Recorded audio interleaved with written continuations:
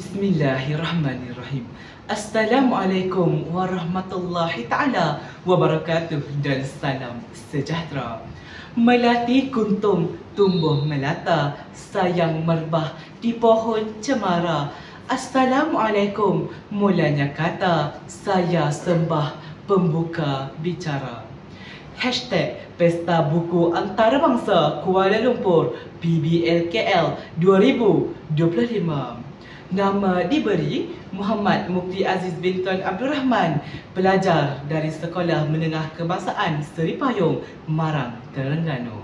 Kebelakangan ini, saya amat tertarik untuk membaca satu buku, iaitu Utusan Terakhir Ikhtisar Rasulullah Sallallahu Alaihi Wasallam yang ditulis oleh Dr. Syekh Alwi Alatas.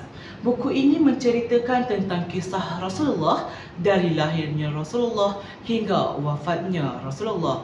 Buku ini mengandungi 42 bab, tetapi saya hanya mengambil satu bab sahaja yang bagi saya bab itu yang paling menarik dari bab-bab lainnya, iaitu peristiwa Isra' dan Mi'raj. Seperti yang telah kita ketahui, peristiwa Isra' dan Mi'raj ialah perjalanan Rasulullah dari Masjidil Haram ke Masjidil Aqsa, dari langit pertama hingga ke langit ketujuh, dengan dipimpin oleh malaikat Jibril dan menaiki Buraq.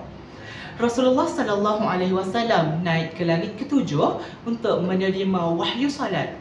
Pada awalnya, Allah Subhanahu wa taala menyuruh semua umat manusia untuk salat 50 rakaat sehari semalam. Tetapi Rasulullah meminta Allah untuk mengurangkan waktu salat tersebut untuk menjadi 5 rakaat sahaja sehari semalam. Jadi, pengajaran yang kita dapat pada buku ini ialah kita hendaklah bersabar atas ujian yang diberi oleh Allah dan kita perlu mencontohi sikap Rasulullah yang penuh dengan kesabaran. Sekian, wabillahi taufiq wal hidayah.